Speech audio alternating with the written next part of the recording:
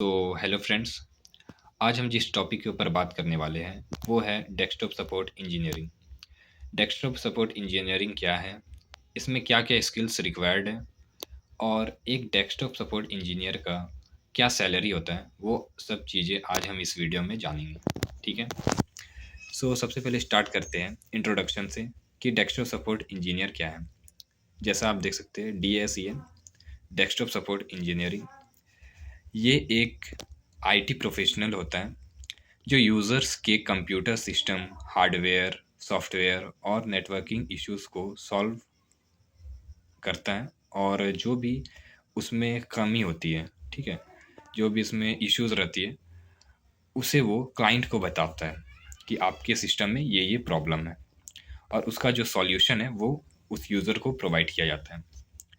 अब दूसरा बात करते हैं हम कि ये जो रोल है वो ज़्यादातर हेल्प डेस्क की या IT सपोर्ट टीम्स का हिस्सा होता है और ऑर्गेनाइजेशंस में एम्प्लॉय को टेक्निकल सपोर्ट देने का काम करता है।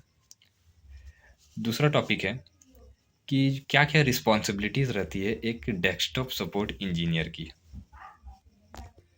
सो पहला बात करते हैं तो पहला है hardware and software trouble shooting.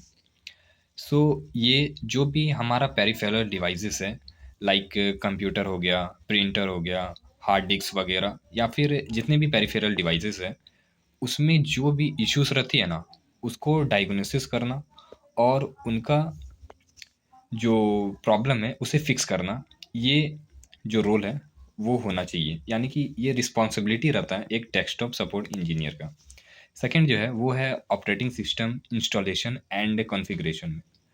जो भी ऑपरेटिंग सिस्टम्स रहते हैं, लाइक विंडोज़ हो गया, लिनक्स हो गया, मैक ओएस हो गया, ये सब को इंस्टॉल करना सिस्टम में और उन्हें कॉन्फ़िगर करना, ये भी एक रिस्पॉन्सिबिलिटी रहती है एक डेस्कटॉप सपोर्ट इंजीनियर की। नेक्स्ट है नेटवर्क सपोर्ट।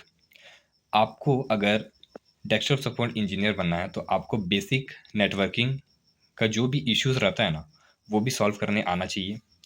जैसे कि वाईफाई हो गया, लैन हो गया और वीपीएन, इसे भी आपको सेटअप करने आना चाहिए सिस्टम में।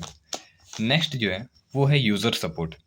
एम्प्लॉयज़ या क्लाइंट की टेक्निकल प्रॉब्लम्स का जो रिमोटली एक्सेस यानी कि आप कैसे उसे हैंडल कर सकते हो उस इश्यूज़ को, वो भी आपके अंदर ये स्किल रहनी चाहिए, ये रिस्पॉन्सिबिलिटी रहनी चाहिए अगर आप एक डेस्कटॉप सपोर्ट इंजीनियर बन रहे हो तो, और उसे रिसॉल्व करना भी आना चाहिए।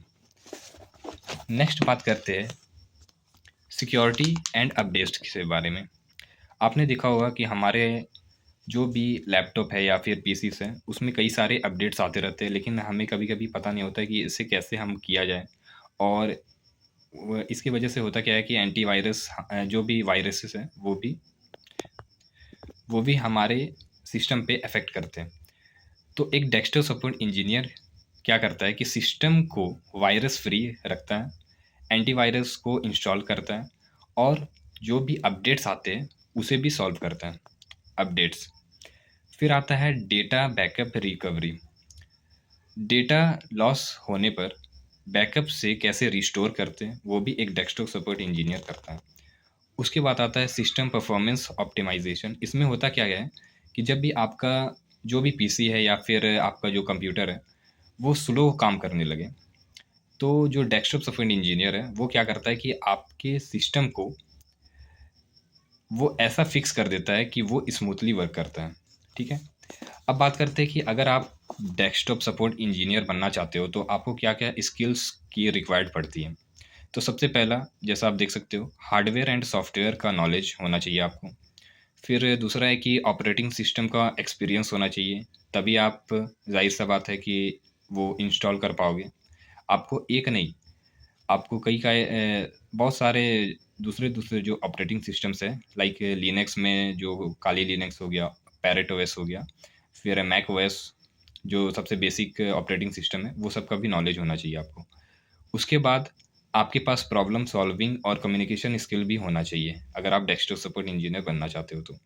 फिर जो भी रिमोट सेटअप टूल्स है उनका यूज़ करने आना चाहिए। लाइक आपने सुना होगा कमांड प्रॉम्प्ट जो विंडोज़ में दिया जाता है, और टर्मेक्स, उसमें कोड करके आप कैसे सिस्टम का पूरा इन्फॉर्मेशन निकाल सकते हो, माउस का यूज़ ना करके, कीबोर्ड का यूज़ करके, वो भी आपको आना चाहिए।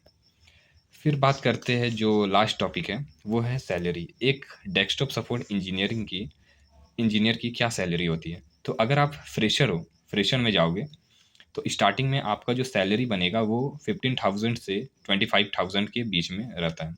यहाँ पर मैंने वैसे 2500 लिख दिया है। सो फ्रेशर में आपका इतना सैलरी हो सकता है। अब डिपेंड करता है कि आप किस कंपनी पे और किस एरिया पे काम कर रहे हो, ये मैंने बेसिक सा लिखा है। और अगर आप एक एक्सपीरियंस्ड हो जाते हो, ठीक है, एक लेवल पे पहुंच जाते हो, तो वही आपकी जो सैलरी है वो 40,000 से 1 लाख प्लस चली जाती है। बाकी बाहर कंट्री में इससे भी ज़्यादा है, ठीक है। तो आई होप आपको ये वीडियो इन्फॉर्मेटिव लगा होगा। सो वीडियोज़ को लाइक और सब्सक्राइब कर दीजिए। तब तक के लिए थैंक यू।